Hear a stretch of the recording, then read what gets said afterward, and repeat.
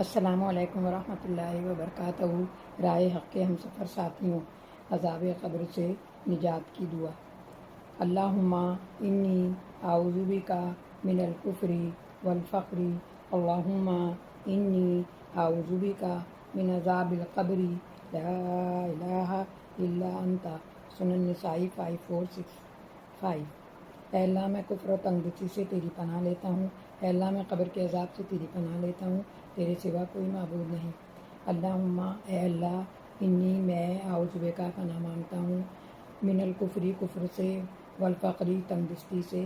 اللہم اے اللہ، انی میں اعوذ بک پناہ مانگتا ہوں، من عذاب القبری قبر کے عذاب سے، لا الہ الا انت، اور تیرے سوا کوئی معبود نہیں ہے۔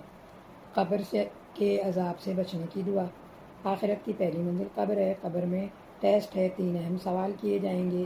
اس میں جو کامیاب ہوگا اس کے لیے قبر میں جنت کی کھڑکی یا دروازہ کھول دیا جائے گا، جس سے جنت کی ہوا آئے گی، جنت کے باغوں میں سے ایک باغ بن جائے گی قبر سے اٹھنے کے بعد قیامت کے دن پھر اس کا حساب ہوگا۔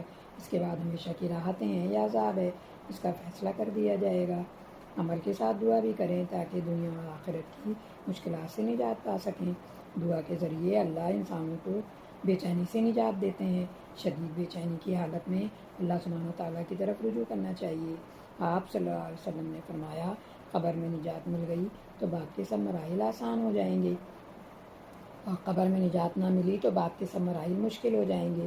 مسند احمد 454۔ آپ صلی اللہ علیہ وسلم نے فرمایا، قبر کا منظر خوفناک اور ہولناک ہے، قبر کا عذاب برحق ہے۔ صحیح بخاری 1372۔ حضرت عائشہ رضی اللہ عنہ فرماتی ہیں، میں نے کبھی ایسا نہیں دیکھا کہ آپ صلی اللہ علیہ وسلم نے کوئی نماز پڑھی ہو اور اس میں عذاب قبر سے اللہ کی پناہ نہ مانگی ہو۔ رسول صلی اللہ علیہ وسلم ہر نماز میں دعا کرتے کہ اللہ عذاب قبر سے محفوظ رکھ۔ صحیح مسلم 7392۔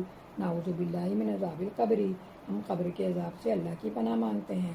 نبی صلی اللہ علیہ وسلم نے صحابہ رضی اللہ عنہ سے فرمایا، یہ دعا مانگو، مرنے والا اگر نیک ہوگا تو اس پر کوئی خوف اور گھبراہٹ نہیں ہوگی، اور قبر میں جنت کا لباس اور خوشبو ملے گی۔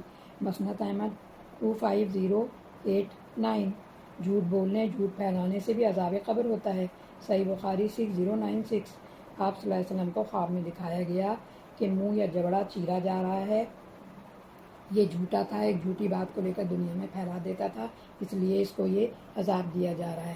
تو ہمیں یہ دعا ہمیشہ پڑھنی چاہیے تاکہ اللہ تعالیٰ قبر کے عذاب سے ہمیں نجات دے دے۔